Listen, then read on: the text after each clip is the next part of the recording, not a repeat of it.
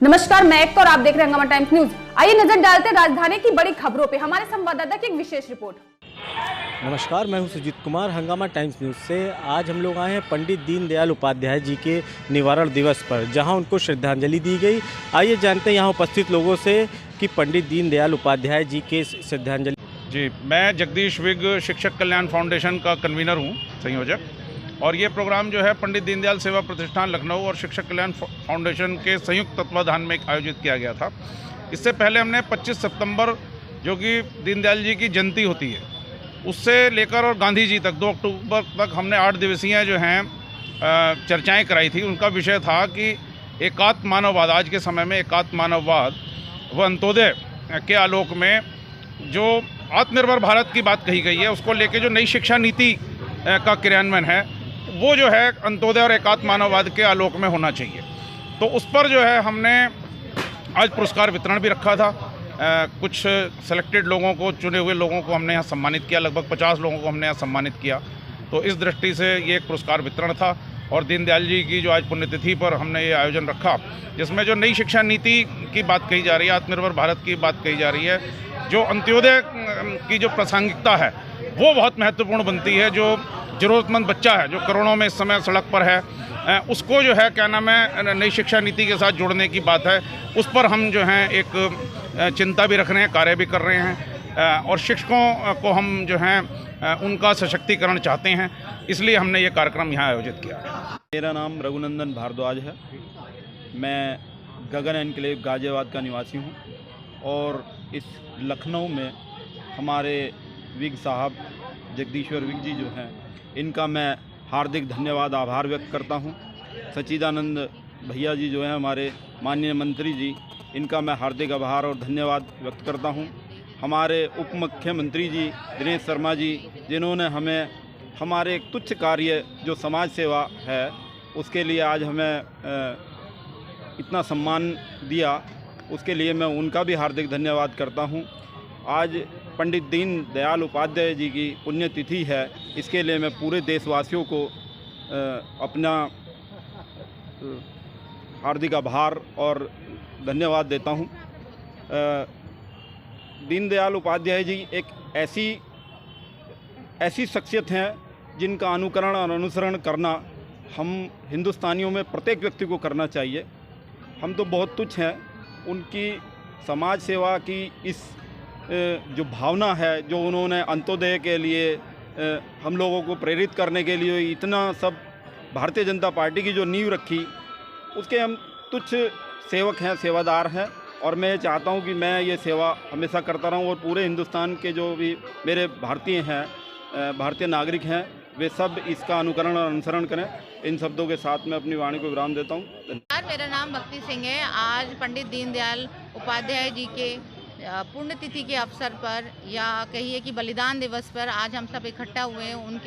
उनका जीवन एक विराट स्वरूप है। उन्होंने अपना जीवन मातृभूमि के लिए निछावर किया। उनके समर्पण भाव को लेके आज हम सब लोग, सारे राष्ट्रवादी लोग, सारे देशभक्त लोग उनके समर्पण को और उनके जीवन निछावर के जो सबसे ज़्यादा सुप्रीम, ये कहना चाहिए कि सुप्रीम उन्होंने अपना बलिदान दिया, सुप्रीम उनका सेक्रीफाइस था।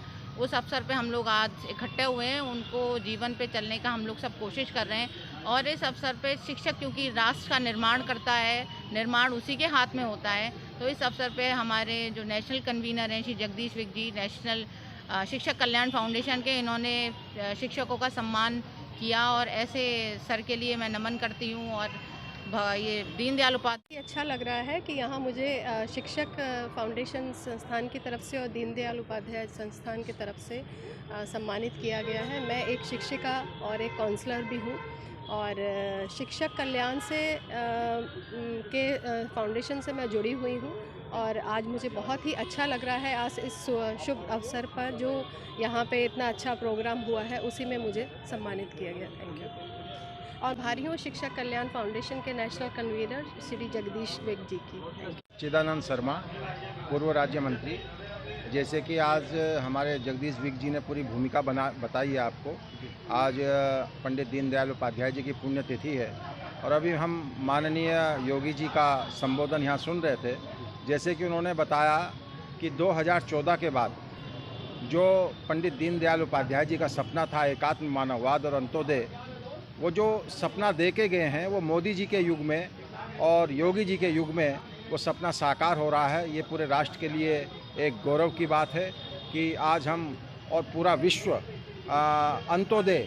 अंत्योदय जो एक विज़न है कि अंतिम छोर पे बैठे हुए व्यक्ति का विकास कैसे हो, वो पंडित दीनदयाल उपाध्याय जी का जो वो विज़न है, वो विज़न आज साकार हो रहा है। और पंडित दीनदयाल जी का जो ये विज़न है आज देश में नहीं पूरे विश्व में इस आइडियोलॉजी को, इस विज़न को पूरा विश्व आज स्वीकृत कर रहा है और उस मार्ग पर चलने के लिए अपने सरकारों को और अपने विज़न को पंडित दीनदयाल उपाध्याय जी के मार्ग पर चलने की सबको प्रेरणा मिल रही है। आज ये हमारे लिए बड़ी गौरव का विषय है। मैं आज सब अपने जितने भी हमारे साथी आए हैं, यहाँ गाज़ियाबाद से भी आए हुए हैं और कई प्रबुद्ध लोग आए हुए हैं, आज जिन्होंने पंडित दीनदयाल उपाध्याय जी के सपने को साकार करने की जो बात की है, आदरणीय विज जी, उसमें जगदीश विज जी बहुत अच्छा काम कर रहे हैं और तमाम हम उन लोगों को आज यहाँ पुरस्कृत किया गया है जो समाज में उस सपने को साकार कर रहे हैं। यही कहना है जी की पुण्यतिथि पर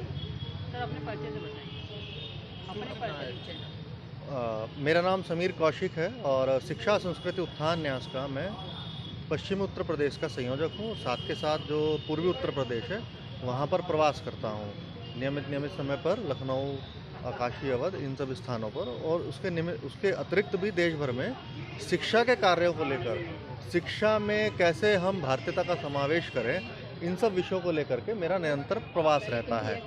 आज बड़े सौभाग्य का दिन है कि पंडित दीनदयाल उपाध्याय जी की पुण्यतिथि पर ये शिक्षक कल्याण फाउंडेशन एवं पंडित दीनदयाल उपाध्याय सेवा प्रतिष्ठान के द्वारा जो अंत्योदय संकल्प सम्मान के एक जो वितरण किया गया है, यह जो शिक्षक कल्याण फाउंडेशन है जिसके जो कन्वीनर हैं, संयोजक हैं आदरणीय जगदीश विज जी भाई साहब, इनकी एक दूरदर्शी सोच को प्रदर्शित करता है कि समाज में अंतिम छोर पर बैठा हुआ व्यक्ति जो समाज के लिए कार्य कर रहा है उसको किस प्रकार से सबके सामने लाया जाए।